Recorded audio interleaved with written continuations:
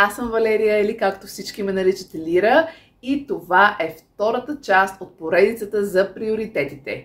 Ако не знаете за какво говоря, то значи не сте гледали първата част, което означава, че трябва да гледате първо нея. В първата част от тази поредица аз обяснявам за приоритетите и за това как съм решила да се фокусирам в идните 12 месеца към конкретни цели и да не се разпилявам толкова много, както имам тенденция да го правя. В тази първа част, надълго и на широко, в цели 28 минути разказвам една история как намерих своя тинейджърски дневник и как един списък там ме провокира аз да си дам сметка за истинските си мечти и най-сетне да се фокусирам към някой от тях. Във втората половина от това видео направих и едно упражнение, което беше дълго, изморително и в крайна сметка за това има и втора част видеото, защото просто не ми стигнаха силите и времето, за да запиша резултатите от упражнението и най-вече да си поговорим за това, след като вече сме определили нашите цели и нашите приоритети и кои са стъпките, които да предприемем към посока на изпълнение на тези цели и мечти. Така че това видео, втората част, ще бъде за това. Ще поговорим малко за моите резултати и след това ще си поговорим за това как да предприемем конкретни стъпки към целта и какво смятам аз да направя и как бихте могли вие да го приложите, ако решите да направите подобно упражнение. Но не знам какво беше това. Първо трябва да гледате първата част, в нея много така забавно, надявам се. Обяснявам за моето лутане и за това как имам тенденция да хващам прекалено много неща, така прекалено много дини под мишницата или не знам какви други метафори да използваме. Въобще взето прекалено много неща искам да направя и накрая правя 10 неща, обаче ги правя на 20%, вместо да правя 3 неща и да ги правя на 100%. Така че бих искала, как се казва, да не бъда посредствена в 10 неща, а да бъда наистина добра в 3 и да бъда така доволна от себе си и удовлетворена. Затова реших да направя това упражнение и няма повече да говоря за него, защото той в първата част трябва да го гледате. То и то.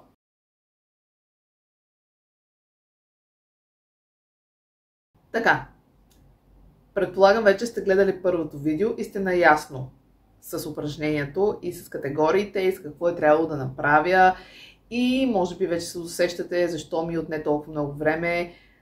Всъщност няма как да се досещате, може би аз трябва да ви кажа защо ми отне толкова много време. Истината е, че тръгнах много логично аз да подбирам така своите цели, да ги оценявам по някаква така, как да кажа, логична своя представа, това дали може да бъде осъществено в рамките на тези 12 месеца. Дали аз ще мога да се справя, дали просто не е някаква така кауза пред оте въобще, защото си отнемам така от времето, ако няма да се осъществи. Общо взето се, как да го кажа, самоцензурирах и се опитвах да предвидя, ако вложа енергия в това мое начинание, то дали ще доведе до резултата, който аз искам. И ако не доведе до резултата, който аз искам, дали има смисъл въобще да се занимавам с дадената дейност. И в един момент си казахме, не, това не е идеята на упражнението. Идеята на упражнението е ти да дадеш оценка наистина на конкретната цел, доколко тя те вълнува. И ако тя наистина много те вълнува, тя ще бъде приоритет. Без значение дали след 12 месеца ти ще си я постигнала. Важното е тя да бъде твой приоритет и ти да вложиш цялата си страст и мотивация на там, защото иначе няма смисъл да избираш нещо, само защото смяташ, че то е по-логично, а пък други неща, които така имаш страст и мотивация към тях, да не ги избираш, защото изглеждат неосъществими. И както до сега сме правили, така че сега ще пробваме нещо различно, защото, нали, когато искаме различен резултат, трябва да ползваме различни похвати, различни така модели на поведение, така че сега имаме различни модели на поведение. Опитваме се. Така. Отново започнах да говоря в множествено число. Разбирате ли, това просто е по-силно от мен. Спирам това видео за 10-ти път, защото постоянно говоря в множествено число, обаче така, ако говоря в множествено число, да знаете, че имам предвид себе си. Може би и вас ви включвам. Не знам кое ме подтиква да говоря в множествено число, обаче то е по-силно от мен. Така че абстрахирайте се от това, че говоря в множествено число. Така, да се върнем към упражнението. Упражнението, както знаете, трябваше да разделим всички наши мечти на категории, след това да дадем оценка на всяка една от категориите, до каква степен сме развити към днешна дата в тази категория и след това на всяка една задача, във всяка една категория да дадем оценка от 1 до 10, доколко още ни вълнува това нещо и доколко имаме желание и мотивация то да бъде осъществено. И така стигнахме до моите резултати. Категориите ги повтарям. Това са финанси, себеразвитие, себегрижа, кариера, семейство и свободно време. Аз се опитах да имам по 2 цели за всяка една от категориите. Беше ми трудно, защото в един момент отново исках повече неща да имам. Така, нали, как така? Това няма как да го изоставя. Как така? Това вече няма да бъде мой фокус. Как така? Не може. Трябва всичко да се направи. И в един момент си казах, да. Всички тези неща са интересни, но не е нужно да ги правиш сега. Сега ще изберем само 2 неща от всяка една от категориите за следващите 12 месеца, защото Лира, както си се убедила сама, когато се пренатовариш с 1108 задължения, ти ставаш изнервена, много искаш да ядеш и в крайна сметка не успяваш да свършиш тези неща, напрегната си, отвратителна компания си и като цяло дори сама себе си не харесваш в тези моменти. Така че нека да бъдат по 2, Хайде, по 2. Така че имам по 2 цели за всяка една от категориите. Сега, най-ниско оценено като категория беше финанси. То това не е очудващо за мен, нито за всеки, който ме познава, който е по-близък до мен, няма да се очуди. Общо взето, аз от край време съм си така че финанси беше оценено на 3 от 10. От 1 до 10, 3. В смисъл, все пак имам така някакви финанси. Не живея под мост. В смисъл, живея на квартира, плащам храна, имам домашни любимци, нали? Все пак имам някакъв нормален начин на живот, но... Да, за спестявания да не говорим, че то няма какво да говорим, те ги няма. Така че, какво да говорим за нещо, което го няма? Така че финанси е най-ниско оценено, след това е кариера. И това не е защото не съм постигнала някои неща в кариерата си, а защото, както казах, се разпилявам на много места и някак си не успявам да развия до край нещата, които аз започвам.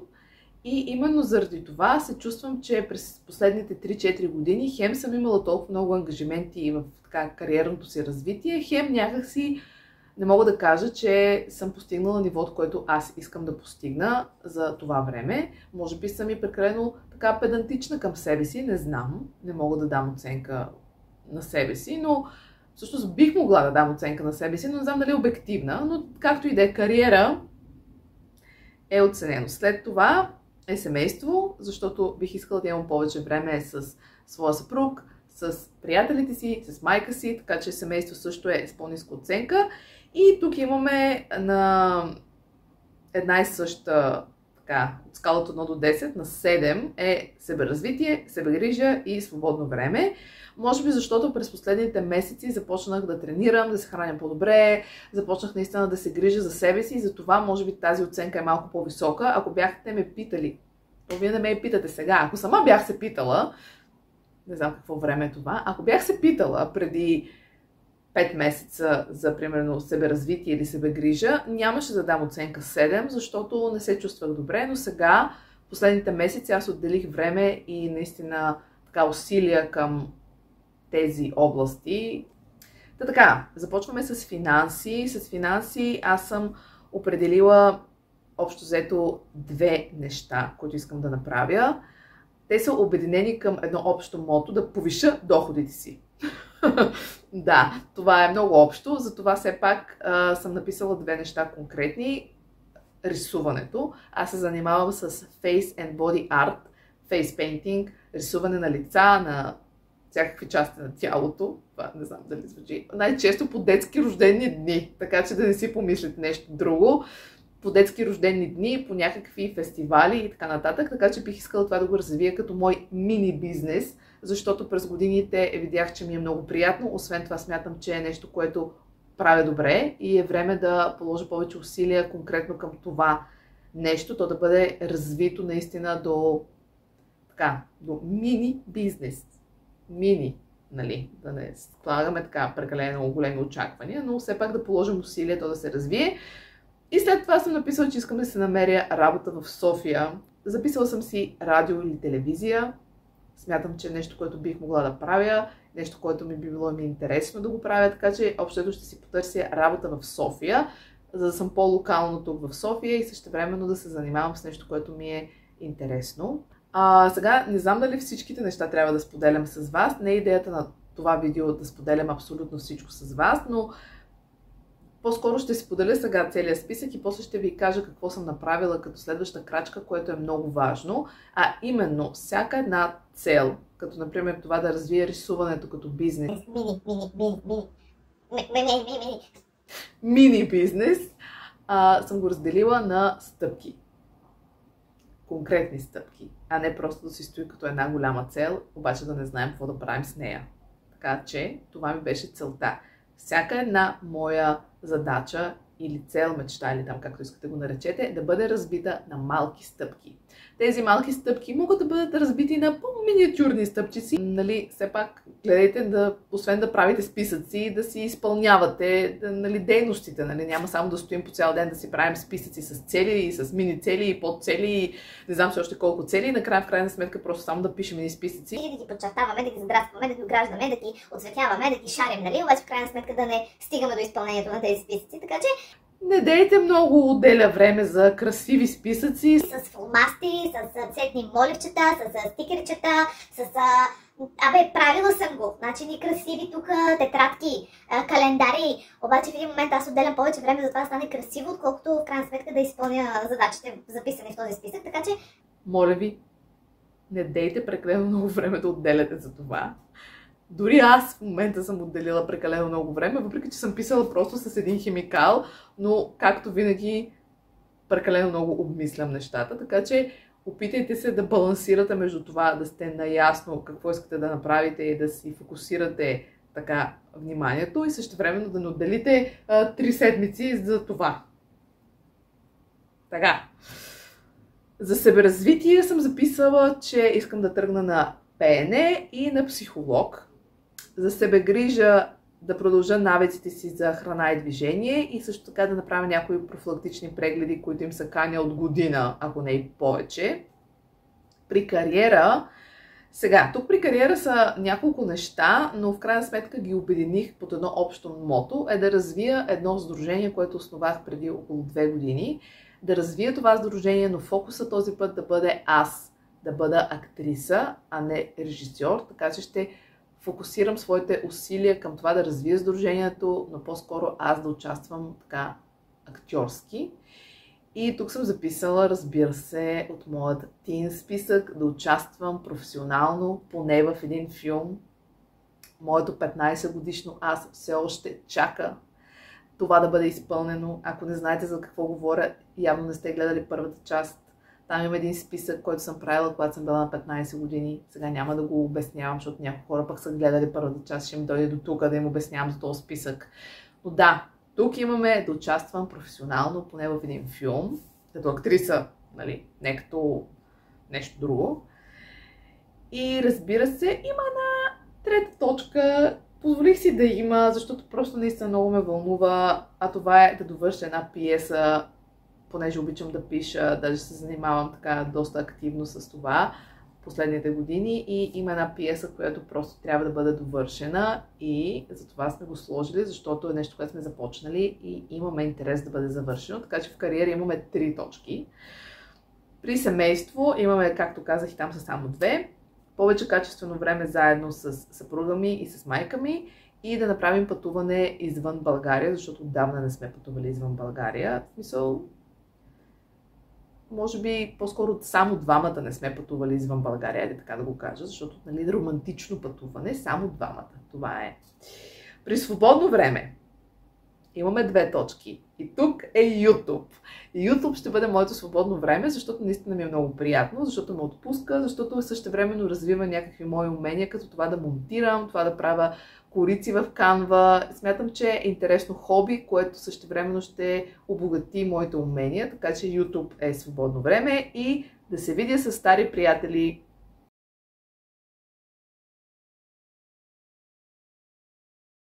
И така стигаме всъщност до това, което и на вас ще ви бъде полезно. След като сте си направили списъка, след като сте си дали сметка кои са вашите цели, които искате да бъдат фокус в едните 12 месеца, следва да направим най-важното всъщност. Да определим стъпките към целта.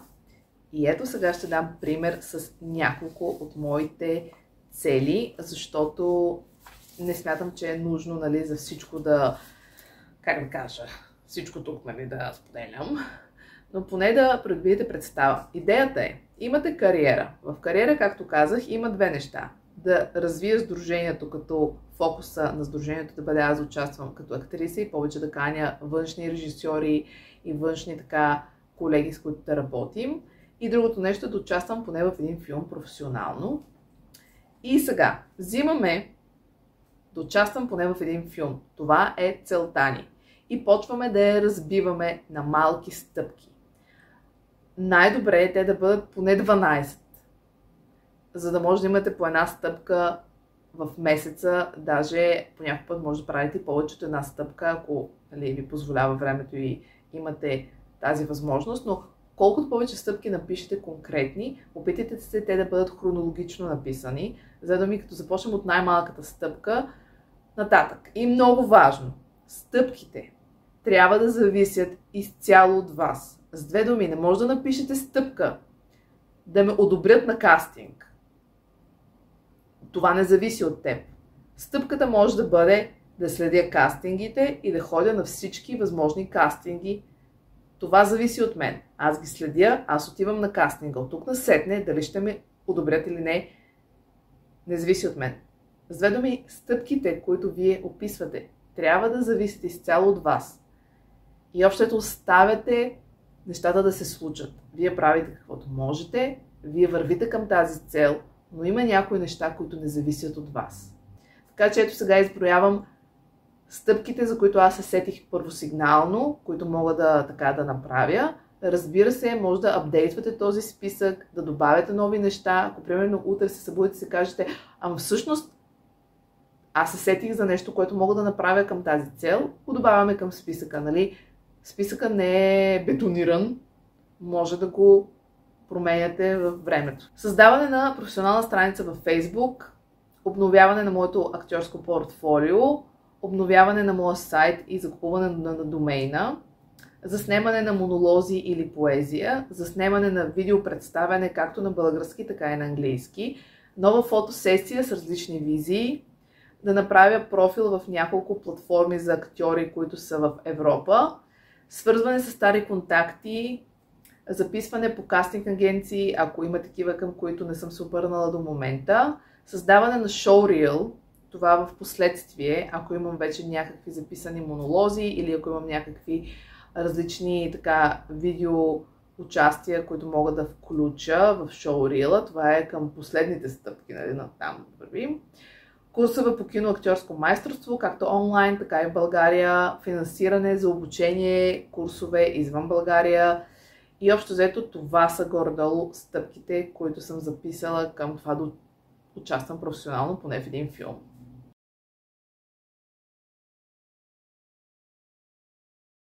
И така, след като имате всички цели и всички цели са разбити на стъпки, идва следващата ни задача, а това е да разпределим стъпките балансирано през идните месеци.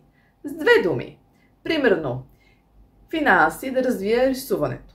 Имаме около 12 стъпки в тази точка, но аз, понеже съм много мотивирана, решавам, че сега още в първия месец аз ще изпълня всичките 10 стъпки. Обаче, ако тръгна да правя това означава, че цялото ми време ще отиде изцяло в тази задача, а други неща ще дадат назад.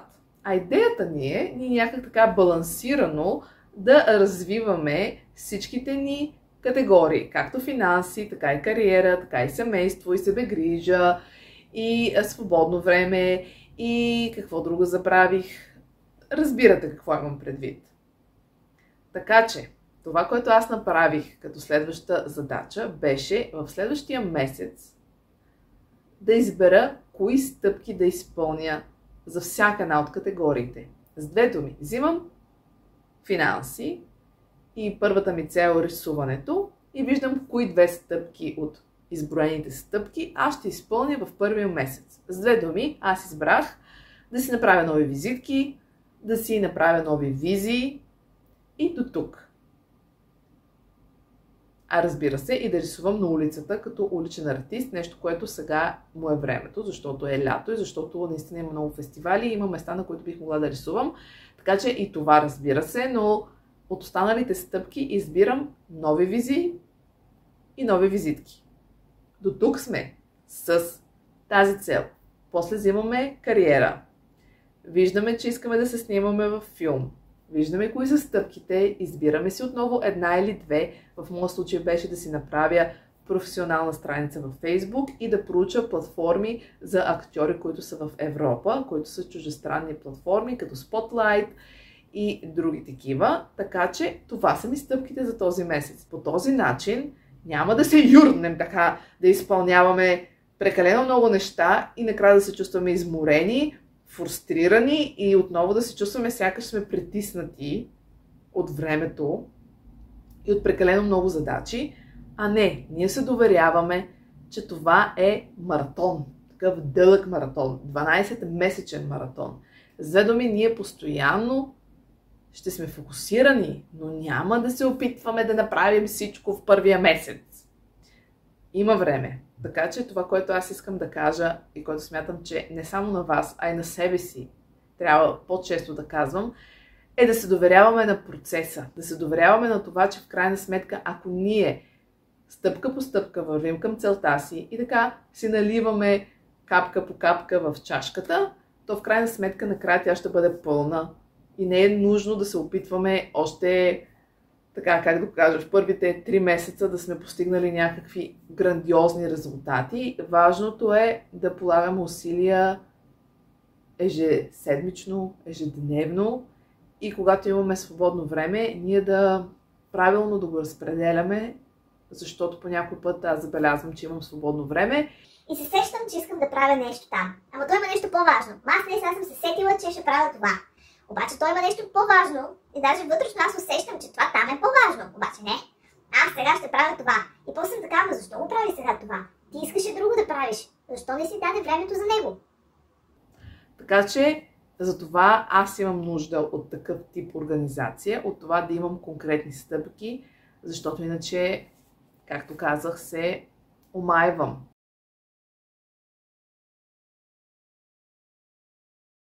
И тук стигаме всъщност до следващото нещо, което е много важно за мен, а именно нашите вярвания, които имаме за себе си и за това какво ни е отредено.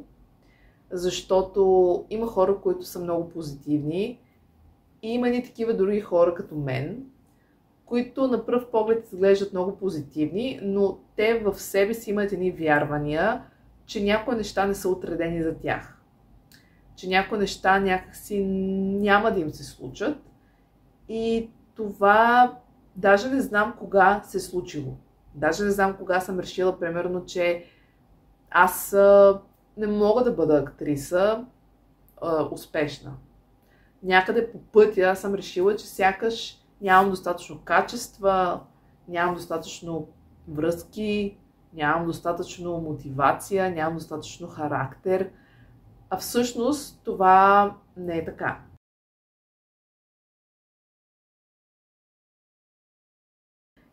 Това беше втората част от поредицата за приоритетите или това прекрасно заглавие, което моя съпруг измисли, как да сме объркани без да сме побъркани или обратното, не се знае. Понякога е как да сме побъркани без да сме объркани. Общо взето, нека да ви е весело. Абонирайте се за моя канал, ако смятате, че бихте искали да гледате повече видеа по такива теми, свързани с себеразвитие. Скоро ще има и теми, свързани с моите домашни любимци, защото те са просто неизменна част от моето ежедневие. Съпругът ми, той ще се включи, обещал ми е. Даже имаме едно интересно видео, което ще заснемем в близките дни, което ще е посветено на нашите различия, защото смятаме, че сме пример за това как двама доста различни характера могат съвместно така да изградят една, за мен, любяща връзка. Ебрей, как се похвалих просто. Но да, абонирайте се за канала, моля ви, коментирайте, споделете какви са вашите впечатления, Позволявам и критики да имате, в крайна сметка, нали, за това го правя. Може да задавате въпроси, да критикувате, да кажете кое ви е харесало, кое не ви е харесало. И така, доскоро аз бях Лира и се надявам да съм била полезна, ако не, поне забавна. Хайде, до скоро!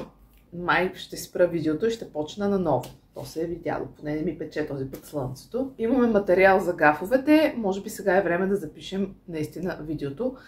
И отново се разпилях и отново махам с ръката. Какво? Не. Не ми харесва.